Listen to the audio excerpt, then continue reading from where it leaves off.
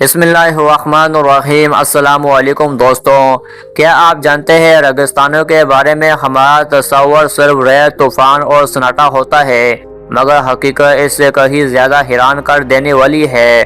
Sudan کے مشرقی ریگستان میں ایک ایسا مسلم گاؤں آج بھی موجود ہے جس کے بارے میں باہر کی دنیا بہت کم جانتی ہے۔ ایک گاؤں جو دور تک پھیلی پیلی ریت میں چھپا ہوا ہے، یہاں سناٹا صرف اس وقت ٹوٹتا ہے جب غروب آفتاب کے بعد ہوا کے ساتھ اذان کی آواز پھیلتی ہے۔ دوستوں، اس گاؤں کا نام نوبہ ہے، ایک چھوٹی سی صدیوں پرانی بستی جہاں تقریباً 400 مسلمان رہتے ہیں۔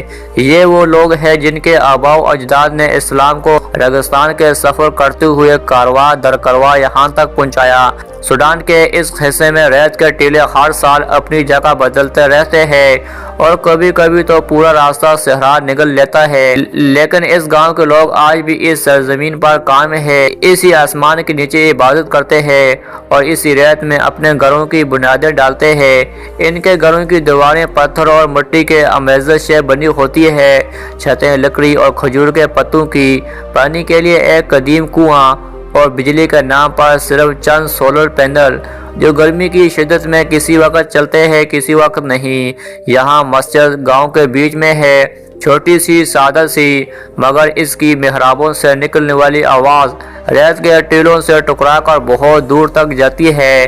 یہاں عصر کے بعد قرآن کی درسگاہ لگتی ہے، کوئی باقاعدہ مدرسہ یا ادارہ نہیں، گاؤں کے بزرگ ہی بچوں کو نورانی قاعدہ اور قرآن مجید پڑھاتے ہیں۔ رمضان میں یہاں کوئی لائٹس، کوئی سجاوٹ، کوئی بازاروں کی رونق نہیں، صرف کھجور، کچھ اناج، تھوڑا سا پانی اور کھڑی عبادت۔ رات کو جب تراویح ہوتی ہے تو مسجد کا ایک نمازی ریت پر بیٹھ کر سجدے میں سکون محسوس کرتا ہے۔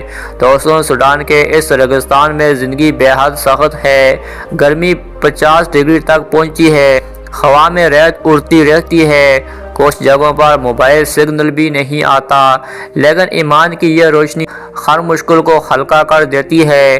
ہم شہروں میں رہنے والے لوگ جذباتی طور پر بہت جلد ٹوٹ جاتے ہیں، ذرا سا مسئلہ آئے تو شکایت، مگر یہاں کے لوگ ریگستان کی بے رحم دھوپ میں بھی نماز نہیں چھوڑتے، قرآن نہیں چھوڑتے اور ایک دوسرے کا سہارا بنے رہتے ہیں۔